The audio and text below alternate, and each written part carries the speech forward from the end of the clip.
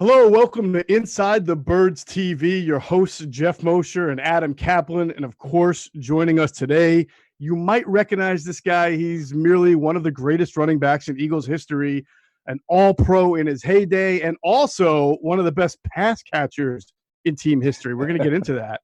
And an overall great guy, Brian Westbrook. Welcome to Inside the Birds Be West. Well, thanks for having me. I've been waiting to get on, man. Finally, I got my number called. You guys called me up off the bench. Well, slow news week, right? So we finally had to get That's right. Exactly. Before we get into anything, Brian, I want to let our viewers know that Inside the Birds TV is powered by DraftKings, the #1 rated sportsbook app. Download the DK Sportsbook app and casino app right now and start playing online casino games. When you do, make sure you use your promo code ITB to get all your DraftKings Sportsbook and casino app bonuses. All right, Brian, people know you were a weapon. I think every Eagles fan who sees you knows, man, that guy was a weapon. But I don't think that they realize that you currently rank 3rd all-time in Eagles history for rushing and 4th in receptions. That's pretty incredible, man. Yeah, I appreciate that.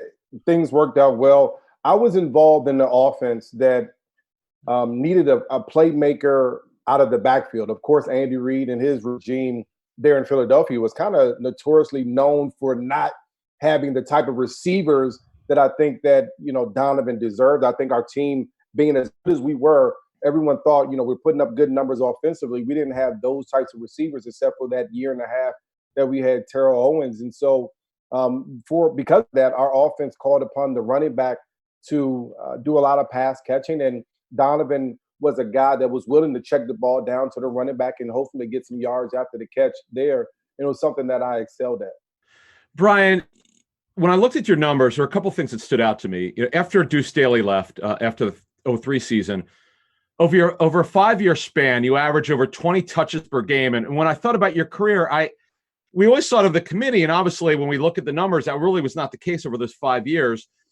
And you had a career high 24.5 touches per game in 2007. Number one, when Andy told you, I guess he told you, or Brad Childress told you, someone had to tell you you're going to be the guy starting in 2004. Was there like a sense you said, okay, I got to get myself in even better shape than I am, or I had to build my body up? Because I know when we looked at your body of work, you got bigger physically opposed to when you were drafted. So how do you handle the mental challenge of becoming the starter for the Philadelphia Eagles? Well, it's really funny, Adam, that you mentioned that. I think as a player, you kind of start to see the writing on the wall. You kind of see guys being phased out and you being phased in a little bit more. I think my second year, Duce held out, and that allowed Corral to come back healthy, got him an awful lot of reps. It allowed me to get a lot of reps. At that point, Dorsey Levens was gone. Brian Mitchell was gone. Rod Smart, he hate me, was gone as well. And so that kind of allowed me to slide right into that role where I knew I was going to get some reps, and we just didn't know what was going to happen with Duce. He eventually came back, and by the time that he came back, he had given Corral and myself the opportunity to be legged up, get in shape, and kind of show the coaches what we can do. And obviously, Buck was coming off an ACL injury there that he sustained during minicamp. And now the coaches knew what we both can do. And then you bring back Duce, who had already established himself as a playmaker, a great runner, a great pass catcher out of the backfield, and a great blocker. And now you have 3 guys that have similar abilities, but all a little bit different. And now coach was like, this is a great problem to have. And so for me, as I was seeing, I'm saying, okay, I know that there are, 500 carries that are going to go around, whatever the number is, probably not 500 for Andy, but there are 300 carries that are going to go around. And I want to try to get a lion's share of that. What do I have to do physically to be able to be prepared to be able to do that? Do I need to get bigger? Do I need to get stronger? Mentally, do I need to understand the playbook a little bit more? What are the things that I need to do to get my body and mind right? And that's kind of my goal. That was my goal throughout the offseason, making sure that I was prepared physically and mentally for whatever Andy put on my plate. And he didn't say, hey, you're only going to be there on 3rd down. And he didn't say, you're going to be our full-time running back on 1st and 2nd down either. He just said, be prepared. And it's been my experience, especially being a 3rd-round draft pick going to Villanova, that you have to always be prepared. You never know when that opportunity is going to present itself. And for me, I just went about the offseason getting a little bit heavier, getting a little stronger, and try to get mentally stronger as far as understanding the playbook as well. Brian, there would seem to be some similarities between your career trajectory and what is shaping up to be for Miles Sanders. He obviously started off last year in a committee. He did some things as a rookie that I think exceeded expectations because he didn't even catch the ball a whole lot at Penn State, but it was week 2, week 3 where he was catching those HB go routes right down the seams and really, over the shoulder catches. Yeah. And it looks like this year he stands out. You look at the names that the Eagles have, that he stands out to kind of take that next step to become that 3-down running back. Do you feel like he's ready for that role from what you saw last year? And when I ask you that, I don't just mean as a runner or a receiver, but the blitz pickup, the pass pro, the blocking, everything that comes with being a 3-down running back in the NFL. I think it's another great question. And so I was literally just thinking about this morning and thinking about what's your thought process in the offseason? What are the things that goes through your mind from a young player, getting prepared, getting ready, not really knowing everything that's going to happen in your second year to the time that you're a vet? And one of the things that goes into your mind, especially for Miles Sanders, he understands that Carson Wentz has been injured in the postseason, hasn't really played a full season the way that we wanted to in really in his career in a long time.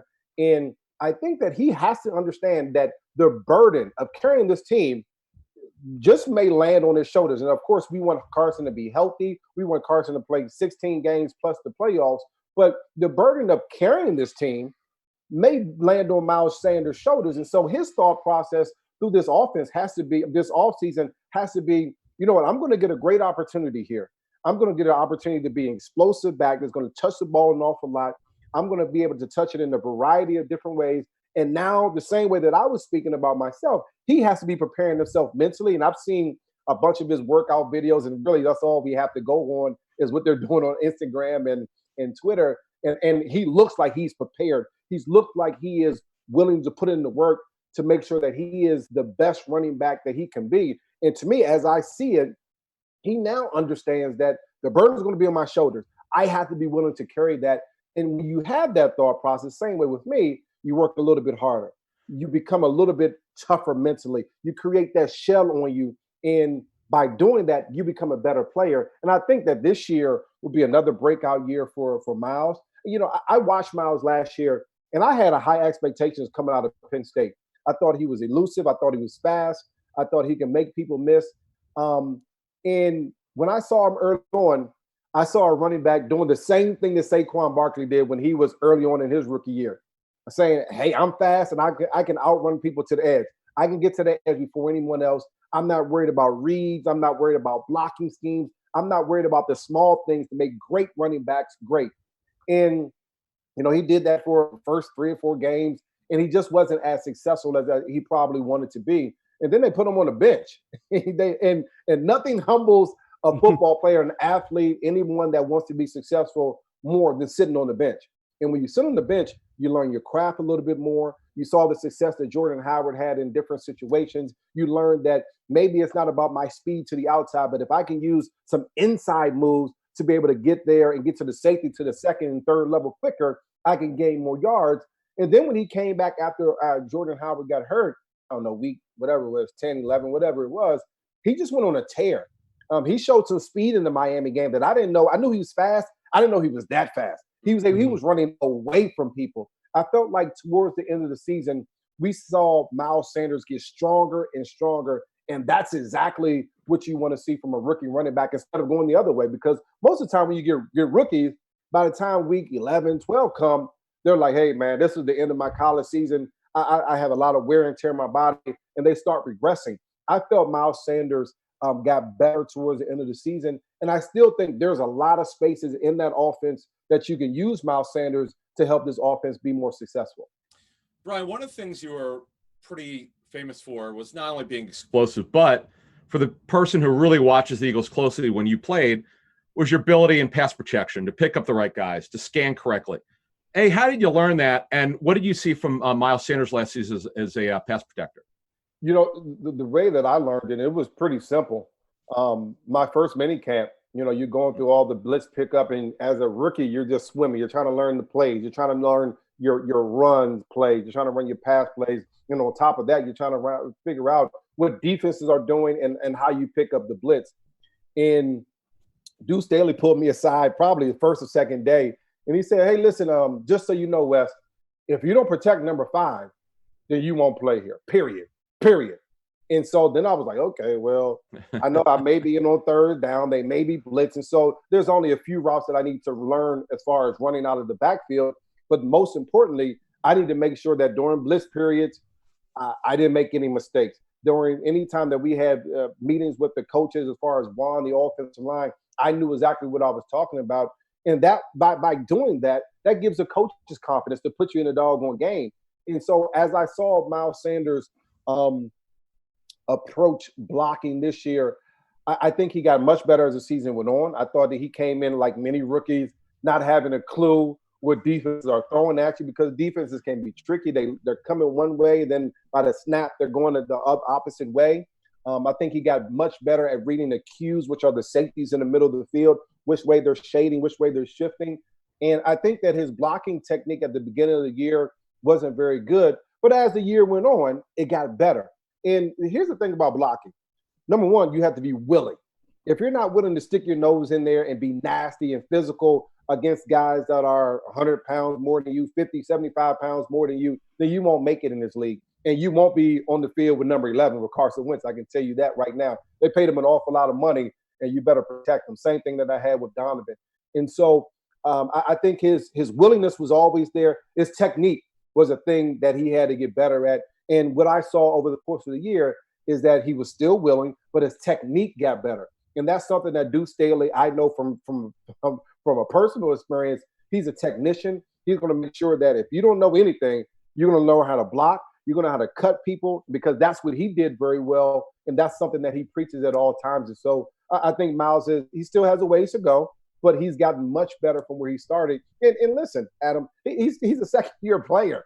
And so there's going to be a big jump between what he's able to do, what he was able to do last year to what he'll be able to do this year. I'm excited to see him.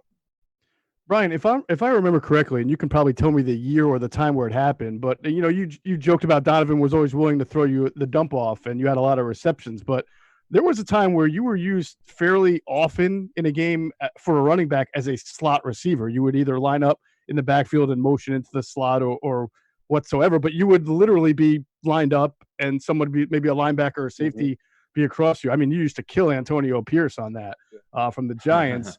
When do you remember making that jump from a running back who could catch passes like we see all the time to someone who can line up in the slot and run routes? And do you think that Miles, in the way he caught the ball last year, has at all shown that ability, or is that still kind of a little bit further down the line for him? Yeah. So for me, it was honestly at Villanova.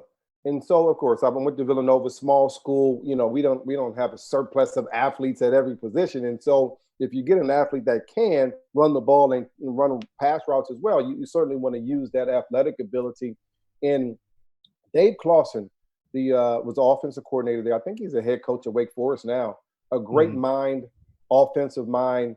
He did a great job of teaching me how to read coverages, how to read safeties, how to understand route running. What are the positions? If you have a cover 3, which is, to simplify things, you have 2 cornerbacks on the side and 1 safety in the middle, covering the deep third of the field. You want to work the hashes. If you have cover 2, you want to work the middle of the field. So that's something that you have to be taught. That's what I was taught at Villanova. And I was able to line up in the slot an awful lot at Villanova and catch the ball, which allowed Andy Reid to see me as I was playing there. And then when I got to the NFL, I kind of transitioned to a spot where, again, and this is back in the day. So back in the day, we didn't have nickel and dime as much. We had those defenses, but those were primarily third down defenses. So when I'm talking back in the day, and I in my mind, I'm thinking I'm 30-ish, but I'm actually 40. So it's kind of crazy. But back in the day, the base defenses were it. Everybody, if you ran a 4-3 on first and second down, you were running a 4-3, basically having 4 down linemen and 3 linebackers in the game. And so if we came out in the formation with the tight end, 2 wide receivers, and 2 running backs, at that point, you're going to have your base defense.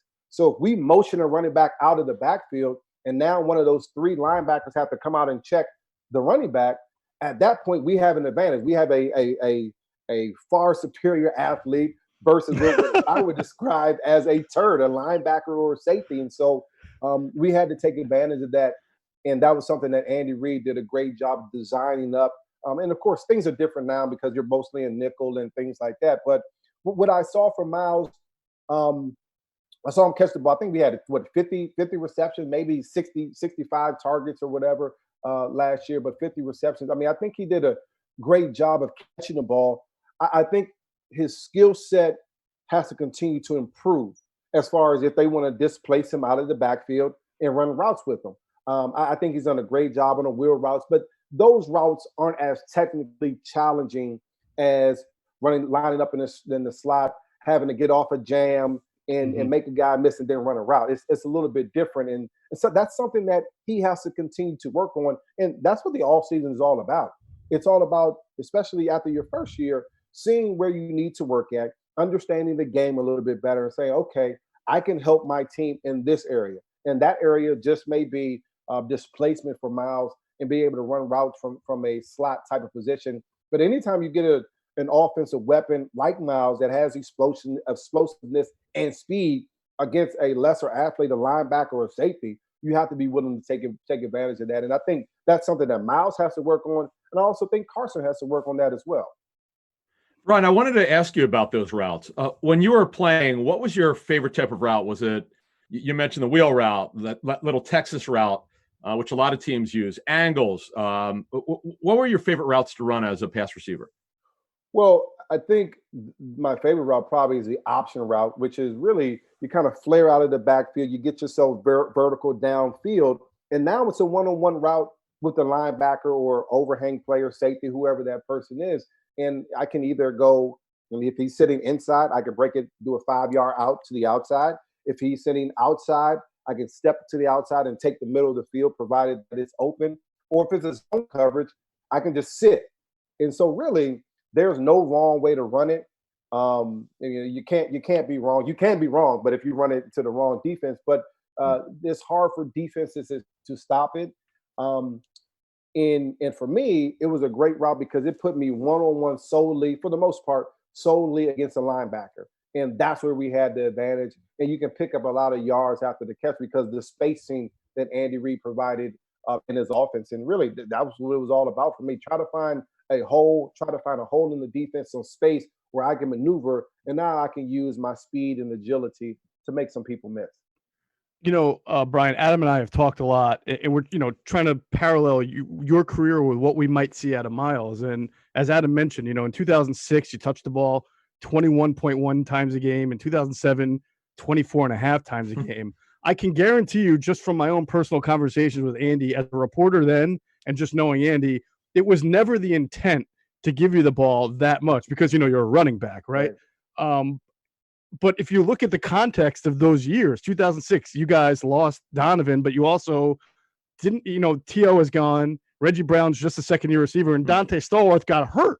So you had to take up that role. 2007, Donovan's coming back from the injury, and there were, Kevin Curtis and Reggie Brown was just not the same by then. So you had to take on that role. So Adam has said, and his sources tell him that the coaching staff has a plan for Miles Sanders and a touch range between maybe 13 and 16 a game.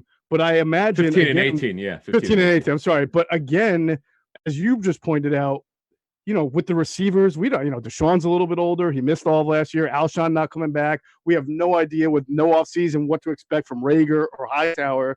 It could be a situation where the plan going into the year changes based on the context of what's going on with the team. And Miles may, as you just mentioned, Miles may have to take on a bigger role than even he may be thinking of right now. I personally, of course, I'm a running back by trade, but I love running back play. And I think in our league now, with a defense is getting a little bit smaller as far as nickel and dime, I think there's a place for the running back to be able to run the ball a lot more, number one, but also there's a place for the running back to be able to catch the ball out of the backfield more.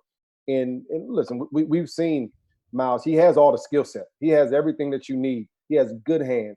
He has the ability with quick feet to run good routes. That's something that he has to continue to develop as a receiver because what happens, and this is how good of a player he is. As a runner, you see the strength in his legs. You see the quickness see his ability to burst, things like that.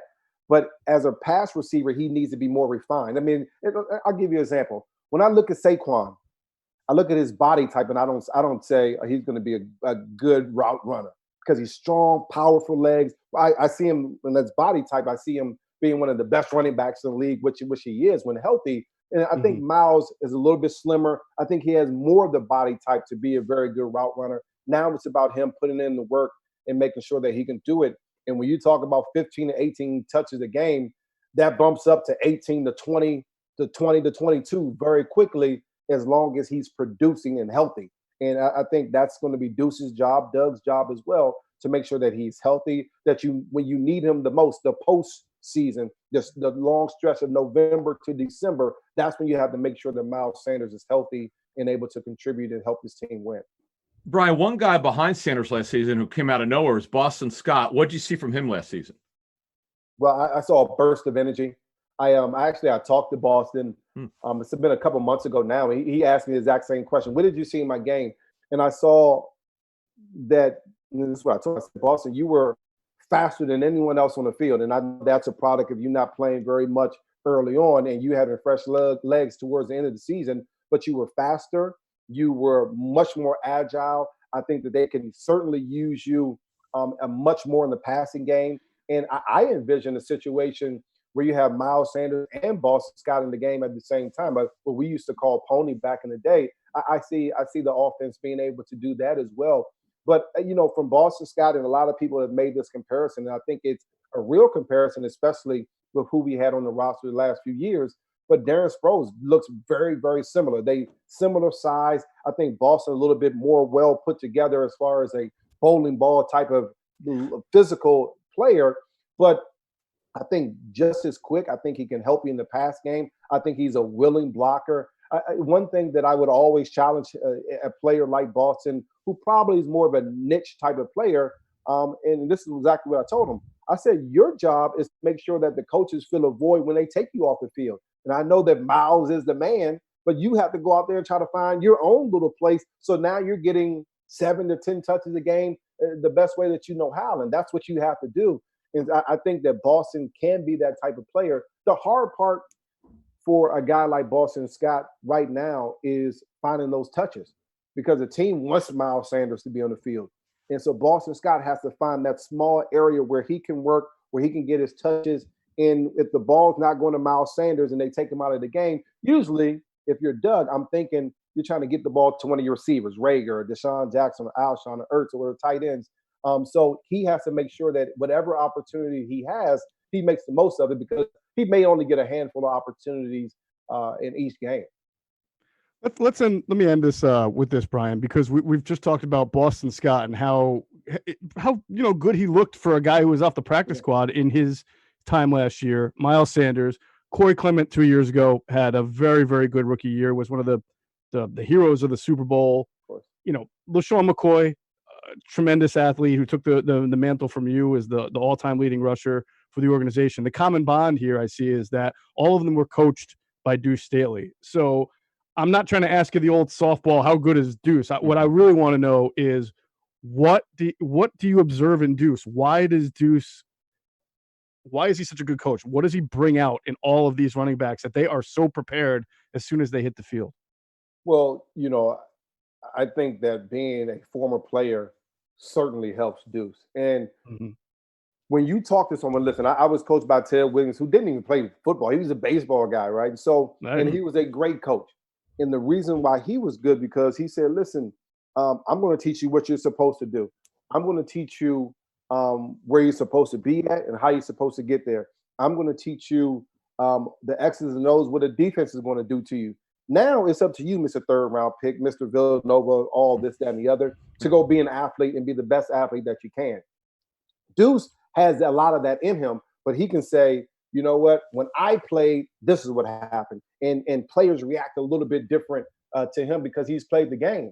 And I think that's exciting. His ability to be a tactician, to understand exactly what defenses are doing and how they're attacking each and every running back, because the way that you attack Miles Sanders is going to be different than the way that you attack Boston Scott. And I just remember sitting down with Duce during that Super Bowl year, and I would meet with him every Monday. We would watch film, in tape. And he was saying, hey, this guy wide receiver did the wrong thing. This offensive lineman did the wrong thing. And it reminded me of Andy Reid so much because I watched Andy Reid every practice correcting wide receivers, tight ends. I'm talking about stance and starts, wrong footwork from a center, wrong footwork, wrong arm location for a quarterback. I saw him teaching all of those things. And those are the same things that Duce Staley is made of. He has the ability to teach you about defense, teach you about your run lanes, teach you about pass catching, teach you about run blocking, and then teach you what the other guys outside of just the running backs are supposed to do. So now you have a global idea of what the offense is trying to do. Duce Staley has just a great knowledge of the offense, a great knowledge of the position. And I think with every coach, every good coach has to have is the ability to shoot your players straight. And I think they all respected that. And I remember hearing LaShawn McCoy like, hey, Duce don't mess around. He don't play around. He kind of shoots me almost a little bit straighter than he probably thought he would. But he's going to shoot you straight. He's going to put you in the right position. And when I think of coaches, that's what you want. I want to respect you. I want you to be knowledgeable. I want you to keep it real with me. I don't want you to sugarcoat it. And I want you to expect more than I expected myself. And I think that with every player that you see coming out of that backfield, Duce Staley has done that with, and they've all been successful on a lot of different levels and doing a lot of different things. Miles Sanders coming in as a rookie, playing an awful lot, similar to LaShawn McCoy, but playing an awful lot, catching the ball out of the backfield, being a much improved runner from the beginning of the year to the end. Boston Scott sitting on the bench for weeks and then get an opportunity to playing the best he can in a big game. All those things are important. All those things come from Duce Staley. And so to me, you can't find a better running back coach, really, or an assistant head coach, and in my opinion, a head coach than Duce Staley in the NFL. Great stuff, Brian. I feel compelled to tell our viewers, just to be clear, that the Ted Williams who played baseball and coached you was not the Ted Williams who batted 400, won MVPs and batting. Different Ted Williamses who play baseball, but both very good nonetheless. And hey, man, nobody better than you. Really appreciate you joining us. Great stuff. We're all looking forward to seeing what Miles and Boston and this running game can do as the offense evolves. And certainly, I would love to think you'll come back and join us sometime during the season, right? You know what? I definitely will. I'm excited about this offense. If they can find a consistent downfield stretch, I mean, a field person that can stretch the defense, I mean, you just have to imagine what you're running against. I mean, you have a quarterback that can get the ball down the field. You have tight ends that can stretch the field, outside guys that can make some plays. If I'm Miles Sanders, this is the season for me. This is the season where I'm going to face the lightest boxes that I probably have ever faced, 5 or 6 guys in the box. And now it's up to Doug and the offensive brain trust to find ways to make sure that he gets the ball in optimal position. Absolutely. All right, that's going to do it for this edition of ITB TV. Thanks to our producer, Hunter Brody. You can find his work on his YouTube channel, Sports Talk with Broads. Catch the latest Inside the Birds podcast on any podcast platform you use. Also, check out InsideTheBirds.com for our latest Eagles coverage. Brian, you got anything you want to plug or any website or job coming up? I always plug myself because that's how I am. No, please go to Westbrook.com. Obviously, that's my website, and we'll continue to do a bunch of jobs here. So I'm on Fantasy Zone, I'm on radio, TV, all different types of stuff. On First Things First on FS1 a couple times a week. I'm still doing 97.5, The Fanatic as well. So all of those things, just stay active. You know how that is. No doubt. Once again, just like you were as a player, wearing a lot of hats now as a media professional. So thanks again for joining us. Thanks for watching, everybody. We'll catch you on the next episode of ITB TV.